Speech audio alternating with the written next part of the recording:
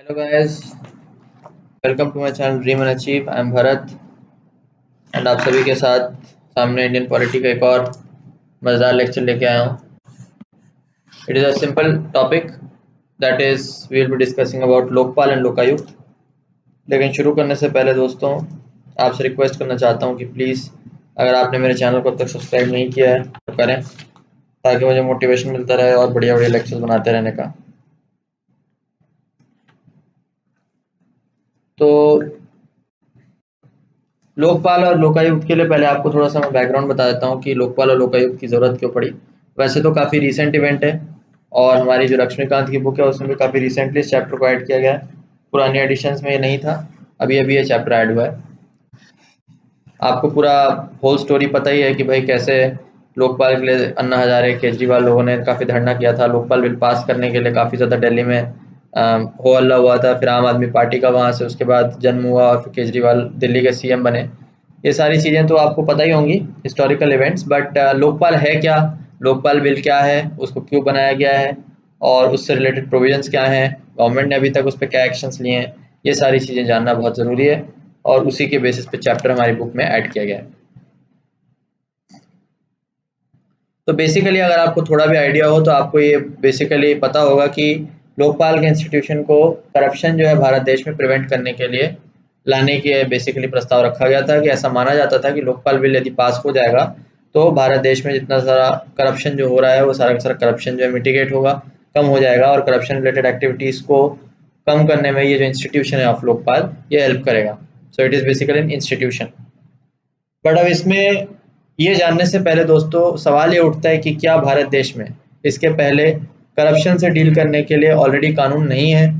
क्या ऐसी और बॉडीज़ नहीं हैं जो ऑलरेडी करप्शन से रिलेटेड जो कार्रवाई है या रिलेटेड जो इन्वेस्टिगेशन और साथ साथ उससे रिलेटेड क्या सज़ा पनिशमेंट मिलनी चाहिए, क्या ये सारी चीज़ें हमारे भारत के जो फ्रेमवर्क है, कॉन्स्टिट्यूशन फ्रेमवर्क है, उसके अंदर क्या लिखी नहीं गई हैं? और क्या एक्चुअली में लोकपाल की ज़रूरत है और अगर है तो क्यों है और क्या-क्या लूपहोल्स हैं जिनको लोकपाल एम करता है अचीव करने की या प्लग करने की, गैप करने की? क्योंकि ऐसा नहीं है दोस्तों कि भाई 70 साल का भारत देश का इतिहास हो चुका है और करप्शन एक बहुत ही रैम्पेंट प्रॉब्लम रही है हमारे देश में। तो ऐसा हो नहीं सकता कि करप्शन से डील करने के लिए एक्ट्स ना बनाए हों हमारे देश में। ऑलरेडी बहुत सारे एग्जिस्टिंग एक्ट्स प्रेज़ेंट हैं। कौन-कौन से हैं उनकी लिस्ट मैंने आपको एक डिटेल में बता देता हूँ। उनको डिटेल में अंदर देखने की ज़रूरत नहीं है, मुझे नहीं लगता कि कभी आएगा, बट आपको पता होना चाहिए कि भाई क्या-क्या एक्ट्स हैं जो करप्शन से रिलेटेड ऑलरेडी चीज़ों को डील करते हैं। तो there are acts like public servants inquiry act 1850 का, आईपीसी में ऑब्वियसली प्रोविजंस हैं, स्पेशल पुलिस एस्टैब्लिशमेंट 1941 में प्रोविजंस हैं, जिसके तहत आपको अगर याद हो Delhi special police establishment act के थ्रू सीबीआई अपनी पावर्स ड्रॉ करता है, अगर आपको याद हो। 1946 का प्रिवेंशन ऑफ करप्शन एक्ट पूरा का पूरा पास किया हुआ है 1988 में, जहाँ पे करप्शन से रिलेटेड सारे मैटर्स की इन्वेस्टिगेशन होती है। कमिश्नर्स ऑफ इंक्वायरी एक्ट 1952 का all India service conduct rules में है, central civil service conduct rules में है, रेलवे सर्विस कंडक्ट रूल्स में है। इसके अलावा सीबीआई के पास पावर है करप्शन डील करने के लिए। CVC that is vigilance commission के पास पावर है। एसीबी जो स्टेट की बेसिकली करप्शन एजेंसी होती है डील करने के लिए वो होता है। नेशनल कमीशन ऑफ एससीज एंड एसटीज इनको भी पावर दी गई है। एडमिनिस्ट्रेटिव ट्रिब्यूनल्स बनाए गए हैं कई सारे। Directorate of public grievance and cabinet secretariat, मतलब इतने सारी ऑलरेडी इंस्टीट्यूशंस ऑलरेडी भारत देश में एग्जिस्ट करती हैं जो करप्शन से रिलेटेड जो कंप्लेंट्स हैं उनको लेती हैं और फिर उन पर एक्शन ले सकती हैं। ठीक है, बट ऐसा जो लोकपाल के जो फिलॉसफी जो लोग जिन लोगों ने रखी है उनका ऐसा मानना है कि लोकपाल एक ऐसी बॉडी है जो इंस्टीट्यूशनलाइज वे में सिर्फ और सिर्फ खाली सेपरेट तरीके से करप्शन से रिलेटेड मैटर्स को ही डील करेगी, क्योंकि बाकी सारे जो एक्ट्स मैंने ऊपर में बताया उसमें और बहुत सारे प्रोविजंस लिखे गए हैं स्पेसिफिकली करप्शन से रिलेटेड जो इंक्वायरीज एंड मैटर्स है उसके लिए इनको नहीं बनाया गया है। One of the small points as a corruption जो है वो देखता है, जैसे सीबीआई देखिए, सीबीआई इतनी बड़ी बॉडी है, सीबीआई के पास हजारों लाखों केसेस होते हैं, तो वो स्पेसिफिकली करप्शन के केसेस को ही डील करे ऐसा नहीं हो सकता है। बहुत बड़े बड़े और हाई प्रोफाइल केसेस होते हैं, मर्डर के केसेस होते हैं, है ना, इसके अलावा मनी लॉन्ड्रिंग के केसेस होते हैं, इसके अलावा बहुत सारे और टेररिस्ट एक्टिविटीज होती हैं।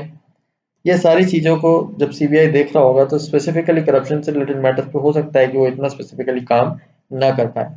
इसीलिए लोकपाल पे ये माना जाता है कि स्पेसिफिकली एक बहुत ही टारगेटेड अप्रोच लेते हुए करप्शन के मैटर्स को डील किया जाएगा।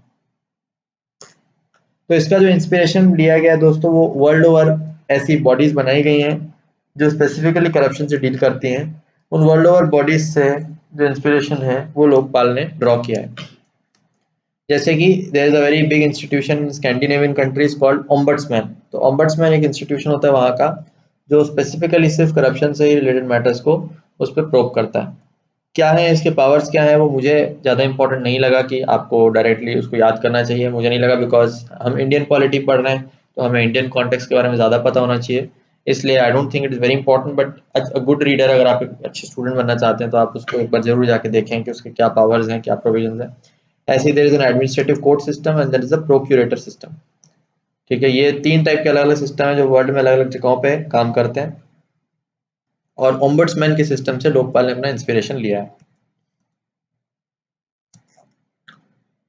दूसरा एक बहुत इंपॉर्टेंट ये है कि लोकपाल का जो सबसे पहला सजेशन था वो एडमिनिस्ट्रेटिव कमीशन रिपोर्ट एआरसी की रिपोर्ट में सबसे पहले सजेस्ट किया गया था, और ओम्बड्समैन के पैटर्न पे इसको बनाने को वहाँ पे ही सजेशन उसको दिया गया था। सो एडमिनिस्ट्रेटिव रिफॉर्म्स कमीशन जो है it is very important commission, और खास करके सेकंड एडमिनिस्ट्रेटिव रिफॉर्म्स कमीशन जो सेकंड एआरसी है उसकी जो रिपोर्ट है वो पढ़ना आपको काफ़ी इंपॉर्टेंट है। वैसे तो अब काफ़ी पुराना हो गया, but it is a very significant report जिसमें बहुत सारे रिफॉर्म्स के बारे में सजेशंस दिए गए हैं, एडमिनिस्ट्रेशन में क्या क्या होने चाहिए। तो वहीं पे लोकपाल का एक सजेशन आपको देखने को मिलता है सबसे पहले। फाइनली फिर लोकपाल बिल जब पास हुआ तो लोकपाल का इंस्टीट्यूशन हमारे देश में फाइनली क्रिएट कर दिया गया, और हम ये जानेंगे कि उसके जो अंदर हैं उसके कॉम्पोजिशन क्या होता है, उसके मेंबर्स की पावर्स क्या होती हैं, उनका टेन्योर वगैरह क्या होता है, सारी चीज़ें हम डिटेल में देखते हैं। तो मैक्सिमम दोस्तों बेसिकली इसमें 8 मेंबर्स हो सकते हैं, इंक्लूडिंग द चेयरपर्सन, राइट। और जो 50% लोग हैं वो जुडिशियल बैकग्राउंड के होने चाहिए। उसका कारण ये है क्योंकि it is a judicial body also, काफ़ी सारे जजमेंट्स भी ये सुनाता है, इसीलिए 50% जो है जुडिशियल बैकग्राउंड के होने जरूरी है। इसके अलावा SC ST OBC और वुमेन की भी रिजर्वेशन यहाँ पे प्रोविजन दिया गया है, और वो भी 50% सीट है उन सभी के लिए, क्लासेस के लिए रिजर्व है। यानी 50% नॉर्मल होंगे और 50% इन बैकवर्ड कम्युनिटीज से आएंगे। और इसके अलावा सिलेक्शन, जो चेयरपर्सन का सिलेक्शन है वो एक सिलेक्शन कमेटी से होता है। सिलेक्शन कमेटी के मेंबर होते हैं, उसमें PM होता है, स्पीकर ऑफ द लोकसभा होते हैं, and leader of opposition of the Lok Sabha होता है। इसके अलावा चीफ जस्टिस ऑफ इंडिया होते हैं, या फिर सिटिंग जज nominated by the CJI, right. ये चार बहुत इंपॉर्टेंट लोग होते हैं जिनकी एक टीम बनती है, और वो टीम मिलकर फिर लोकपाल के चेयरपर्सन को सिलेक्ट करते हैं, right. And of course there is one more person, eminent jurist, who is nominated by the president. मतलब कि कोई भी एक बंदा जिसको जुडिशरी में बहुत ज़्यादा नॉलेज हो, ज्ञान हो, और प्रेसिडेंट को लगता है कि वो बंदा जो है काफ़ी कैपेबल है उस फील्ड में, तो वो इस कमिटी टीम का पार्ट बनेगा, राइट।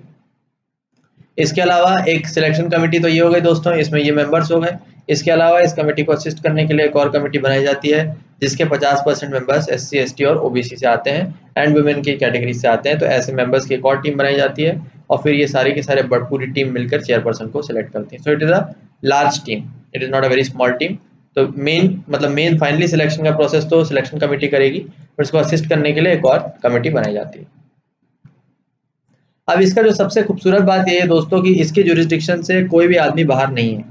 पुराने जितने भी एक्ट्स पास किए गए हैं, चाहे वो CVC हो, चाहे वो CBI का हो, उसमें आपको लेक्चर में भी जब मैंने पढ़ाया तो वहाँ पे आपको बताया था कि जो बताया था कि बहुत सारे चीज ऑफिसर्स, प्राइम मिनिस्टर ऐसे हैं जो उनके जुरिस्डिक्शन से हटा दिए जाते हैं, बिकॉज ऐसा अज्यूम किया जाता है कि ये लोग इम्यून हैं, इनको पावर्स दी गई हैं अपने ऑफिस के ड्यूटीज को डिलीवर करने के लिए, राइट। बट ये देखा गया है, ऐसा माना जाता था कि भाई करप्शन का जो जो रूट्स हैं वो बहुत ही ज़्यादा हाई लेवल तक भी जाते हैं। ऐसा नहीं है कि हाई प्रोफाइल लोग करप्शन बल्कि नहीं करते हैं, बल्कि इससे देखा गया कि हाई प्रोफाइल लोग ही अपने पावर की आड़ में, अपनी इम्यूनिटीज़ की आड़ में ही ज़्यादातर करप्शन वगैरह करते हैं, काफ़ी हद तक, काफ़ी लेवल तक करते हैं। तो उनको ऊपर भी प्रोब करने के लिए कोई बॉडी बनाई जानी चाहिए। इसीलिए लोकपाल का खासियत यही है कि इसमें यही रखा गया है कि कोई भी इंसान लोकपाल के जुरिस्डिक्शन से बाहर नहीं है, चाहे वो प्रधानमंत्री हो, चाहे वो मंत्री हो, चाहे वो मेंबर ऑफ पार्लियामेंट हो, चाहे वो कोई भी ऑफिसर हो, ब्यूरोक्रेट हो, कोई सा भी हो, लोकपाल के जुरिस्डिक्शन से कोई भी बाहर नहीं है। तो ये बहुत इंपॉर्टेंट फीचर है। उसके बाद एक्ट कहता क्या है, लोकपाल का एक्ट कहता क्या है दोस्तों? लोकपाल एंड लोकायुक्त एक्ट जो 2013 में पास हुआ, कहता क्या है? पहली चीज कहता है कि मैक्सिमम पनिशमेंट जो प्रिवेंशन ऑफ करप्शन एक्ट है उसको उसने बढ़ा दिया, क्योंकि ऐसा माना गया है कि करप्शन जो है it is a serious offence और उसकी सजा ज्यादा होनी चाहिए। पहले 7 साल की सजा थी, इसमें जो है बढ़ा के 10 साल कर दी गई है मैक्सिमम सजा, राइट। इसके अलावा all entities receiving donation from foreign service in context foreign contribution regulation to FERA in excess of rupees 10 lakh are brought under jurisdiction। ये बड़ा इंपॉर्टेंट है। पहले क्या होता था दोस्तों, फॉरेन डोनेशंस के थ्रू बहुत सारा इलीगल पैसा, बहुत सारा इलीगल मनी जो है देश में लाया जाता था और उसको जुरिस्डिक्शन से हटा दिया जाता था करप्शन के उससे, क्योंकि ये माना जाता था कि फॉरेन इन्वेस्टमेंट या फॉरेन जो आपका करेंसी इन्वेस्टमेंट है, हमारा एफडीआई फॉरेन डायरेक्ट इन्वेस्टमेंट हमारे देश में है, वो काफी ज्यादा देश की इकोनॉमी के लिए फायदेमंद है। तो उसकी आड़ में क्या करते थे, उसको करप्शन के जुरिस्डिक्शन से हटा दिया गया था काफी सारे केसेस में। So there was an act, very important act, जो आपको मैं इकोनॉमिक्स में बताऊंगा, it is called FERA act, foreign contribution regulation act. उसमें इसके रिलेटेड प्रोविजंस, एफडीआई से रिलेटेड क्या क्या प्रोविजन है वो सारे उसकी डिटेल्स दी गई हैं। तो यही लोकपाल एक्ट ने कहा है कि भैया आप 10 लाख से ऊपर का कोई भी ट्रांजैक्शन अगर हो रहा है तो आप लोकपाल के जुरिस्डिक्शन में पहले उसको आप लाओ, और डेफिनेटली आप अगर करप्ट मनी या करप्शन के थ्रू पैसा आ रहा है तो वो उसके जुरिस्डिक्शन में उसको प्रोब किया जाएगा, सही से इन्वेस्टिगेशन की जाएगी। इसके अलावा जो भी इंस्टीट्यूशंस को गवर्नमेंट फंड करता है, चाहे वो पार्टली हो चाहे फुली हो, they are under the jurisdiction whereas the institution aided by the government are excluded। aided by government मतलब कि गवर्नमेंट डायरेक्टली फंड नहीं कर रहा है, लेकिन बीच बीच में थोड़ा बहुत पैसा अगर उससे हेल्प मांगी जाती है तो सरकार उसको as an aid, as a grant in aid उसको वो दे देता है। वैसे इंस्टीट्यूशन को हटा दिया गया, लेकिन परमानेंट फाइनेंसिंग जिसकी सरकार करती है, जैसे पब्लिक सेक्टर यूनिट्स हो गए या फिर कोई भी ऐसी कंपनी हो गई जिसमें गवर्नमेंट का बहुत सारा स्टेक है, तो वो आपका इसके अंडर में आता है। इसके अलावा सीबीआई को एज एन इंस्टीट्यूशन स्ट्रेंथन करने के काफी सारे प्रोविजन रखे गए, बिकॉज सीबीआई को जो है Lokpal as a weapon use कर सकता है या as an investigative agency use कर सकता है, इसलिए सीबीआई को स्ट्रेंथन करने के लिए भी पावर्स और प्रोविजन इस एक्ट में लगाए गए हैं, ताकि लोकपाल अगर चाहे तो सीबीआई को यूज करके और बेटर तरीके से इन्वेस्टिगेशन करवा सके। conferred with power to grant sanction for prosecution of public servants in place of government competent authority। ये बहुत इंपॉर्टेंट है। जब भी पब्लिक सर्वेंट्स को दोस्तों उनके ऊपर कोई भी केस या कंप्लेंट फाइल्ड होता है तो उनके लिए प्रोसिक्यूशन सैंक्शन, उनके ऊपर केस करने के लिए प्रोसिक्यूशन सैंक्शन की जरूरत पड़ती है। प्रोसिक्यूशन सैंक्शन का मतलब होता है कि गवर्नमेंट या जो भी authority, government usually prosecution sanction government देती है, तो गवर्नमेंट से आपको परमिशन लेनी पड़ती है कि हम इस पर्सन के खिलाफ जो है केस जो है कर रहे हैं। But usually government prosecution sanction नहीं देता है, क्योंकि जितने भी पब्लिक सर्वेंट्स हैं वो हमेशा गवर्नमेंट के ही आदेश पे, गवर्नमेंट के निर्देश पे ही काम करते हैं। ऐसा माना गया कि they are working for the government, they are not working for their own individual benefit. तो इसलिए गवर्नमेंट जनरली प्रोसिक्यूशन सैंक्शन नहीं देता है, इसलिए उन लोगों को इम्यूनिटी मिल जाती है from getting sued personally. But Lokpal एक ऐसी अथॉरिटी है जिसके पास प्रोसिक्यूशन सैंक्शन देने की पावर प्रोवाइड की गई है, कि अगर मान लीजिए ऐसा ऐसा लोकपाल को लगता है कि किसी पर्टिकुलर पब्लिक सर्वेंट ने गड़बड़ी की है और उसके खिलाफ केस होना चाहिए, तो अगर गवर्नमेंट प्रोसिक्यूशन सैंक्शन नहीं भी दे रही है तो लोकपाल के पास पावर है कि वो प्रोसिक्यूशन सैंक्शन ग्रांट कर सकता है। बहुत इंपॉर्टेंट है। इसके अलावा एक मैंडेट इसमें यह भी है कि स्टेट लेजिस्लेचर में या स्टेट गवर्नमेंट के पास पावर है कि वो लॉ पास करके एक लोकायुक्त भी सेटअप कर ले, और लोकायुक्त के पास पावर होगी वही सब जो कि लोकपाल के पास होती है, but in the state government के जितने भी करप्शन रिलेटेड केसेस हैं उनसे डील करने के लिए लोकायुक्त का प्रोविजन दिया गया है कि हर स्टेट में बनाया जा सकता है। ये थे कुछ इंपॉर्टेंट पॉइंट्स ऑफ पावर जो आपको पता होने चाहिए। It is a very important features of the Lokpal. Tenure की अगर हम बात करें दोस्तों, तो यूजुअली 70 साल की उम्र जब तक के मेंबर्स की नहीं होती तब तक उनका टेन्योर होता है, दोबारा से सेकंड टर्म के लिए वो एलिजिबल नहीं होते हैं। बहुत ज्यादा इंपॉर्टेंट ये पॉइंट है, राइट। लोकपाल और लोकायुक्त एक्ट 2013 के थ्रू इसको एस्टैब्लिश किया गया। लोकायुक्त के बारे में मैंने आपको बता ही दिया, बट इसमें एक इंपॉर्टेंट चीज जो आपको जानने वाली है कि ऐसा नहीं है कि सिर्फ 2013 के एक्ट के बाद का इसका प्रोविजन आया है, पहले भी 1971 में जो है लोकायुक्त का प्रोविजन जो है बनाया गया था और उसको सेटअप भी किया गया था, बट क्योंकि वो एक एक्ट के थ्रू पास नहीं किया गया था इसलिए उसकी बहुत ज़्यादा अथॉरिटी नहीं थी, बहुत ज़्यादा क्लियर नहीं था कि उसको क्या क्या पावर्स ग्रांट की गई हैं, ऑफिशियली उसको रिकॉग्निशन नहीं मिला था। बट अब एक्ट के थ्रू उसको ऑफिशियल रिकॉग्निशन मिल गया है, राइट। तो लोकायुक्त या उप लोकायुक्त जो है उसके जो हेड होते हैं उसको यूजुअली गवर्नर अपॉइंट करता है, मतलब अपॉइंट गवर्नर करता है, जो मोस्ट स्टेट्स में chief justice of high court को और leader of opposition in state legislative assembly को कंसल्ट कर लेता है। तो यहाँ पे भी इस टाइप की कमेटी बनती है छोटी सी, सीजे और एसएल को कंसिडर करके गवर्नर अपॉइंट करता है। अब इसके कुछ ड्रॉबैक्स भी हैं दोस्तों। ड्रॉबैक्स मतलब कि कुछ कुछ लिमिटेशंस हैं जो लोकपाल भी कंप्लीट तरीके से करप्शन को ऑफ कोर्स हटाने पे अगर सफल हो गया होता तो आज हमारा देश में करप्शन होता ही नहीं, नंबर 1 पे होता, वो मतलब वर्ल्ड की बेस्ट कंट्री होती जहाँ पे कोई करप्शन नहीं, बट ऐसा है नहीं ऑब्वियसली दोस्तों। तो ड्रॉबैक्स हैं कुछ कुछ अभी भी। इसमें पहला ड्रॉबैक यह दोस्तों कि सुओ मोटो प्रोसीडिंग लोकपाल कभी नहीं कर सकता किसी पब्लिक सर्वेंट के खिलाफ। सुओ मोटो का मतलब होता है बिना कंप्लेंट के खुद से, यानी कि अगर लोकपाल को लगता है कि किसी ने कुछ गड़बड़ी की है तो जब तक उसके पास कंप्लेंट नहीं आएगी, जब तक उसके पास अग्रीव पर्सन आके बोलेगा नहीं कि यहाँ पे गड़बड़ी हुई है, तब तक लोकपाल कोई भी कार्रवाई नहीं कर सकता है अपने खुद के बेसिस पे या न्यूज़पेपर रिपोर्ट के बेसिस पे या किसी भी और खबर के बेसिस पे जो उसको लगता है कि भैया ऐसा गड़बड़ हो रहा है। तो सुओ मोटो की पावर नहीं है, कंप्लेंट होगा तभी यहाँ पे कार्रवाई होगी। दूसरा 7 साल का लिमिटेशन है पीरियड ऑफ फाइलिंग कंप्लेंट, यानी कि 7 साल तक यदि बंदा ने कंप्लेंट फाइल नहीं की एग्री पर्सन ने, उसके बाद फिर वो लैप्स हो जाता है, उसके बाद लोकपाल में आपका जो मुद्दा है उसको कभी भी डील नहीं किया जाएगा। तो ये एक लिमिटेशन दिया गया कि भैया आप भाई करना है तो समय पे करो, 7 साल के बाद आपकी कंप्लेंट नहीं ली जाएगी। हालांकि काफी लंबा पीरियड है, 7 साल बहुत बड़ा अमाउंट होता है, लेकिन फिर भी अगर 7 साल के बाद आप फाइल, बहुत सारे केसेस ऐसे देखे गए हैं जहाँ पे विक्टिम जो है यूजुअली नहीं जाता है इनिशियली, क्योंकि उसको हरास किया जाता है, परेशान किया जाता है, तो वो बाद में जब एक स्टेबल पोजीशन पहुंच जाता है तब वो डिसाइड करता है कि नहीं मैं अब जाके मुझे कोर्ट में केस करना चाहिए, बट तब बहुत देर हो चुकी होगी अगर 7 साल के बाद वो समय निकल गया तो। दूसरा ये है कि प्राइम मिनिस्टर के अगेंस्ट अभी भी, ऑल्दो मैंने ऊपर आपको बता दिया कि प्राइम मिनिस्टर इसके जुरिस्डिक्शन के अंदर आता है, लेकिन अभी भी अनफॉर्चुनेटली दोस्तों प्राइम मिनिस्टर का जो प्रोसीजर है बहुत ही ज़्यादा नॉन ट्रांसपेरेंट है, और कंप्लेंट उसके खिलाफ जो भी है उसको किस तरीके से डील किया जा रहा है और उन कंप्लेंट से जजमेंट किस बेसिस पे किस तरीके से सुनाया जा रहा है, उसके उसके लिए जो ट्रांसपेरेंसी है वो बहुत ही कम है। यानी कि बाहर वालों को कुछ भी पता नहीं चलेगा, कुछ भी समझ में नहीं आएगा कि भैया उसके अंदर अंदर मैटर क्या हुआ। ठीक है, आपको नहीं पता चलेगा जज की ने प्रोसीडिंग्स कैसे की, आपको नहीं पता चलेगा उसके बेसिस, उसके थॉट का एक्शन के बेसिस क्या है, नहीं पता चलेगा कि इन्वेस्टिगेशन हुई कैसे है, नहीं पता चलेगा कि भैया वो कंप्लेंट के पीछे उन्होंने देखा भी है या ढंग से प्रूव किया भी या नहीं किया गया।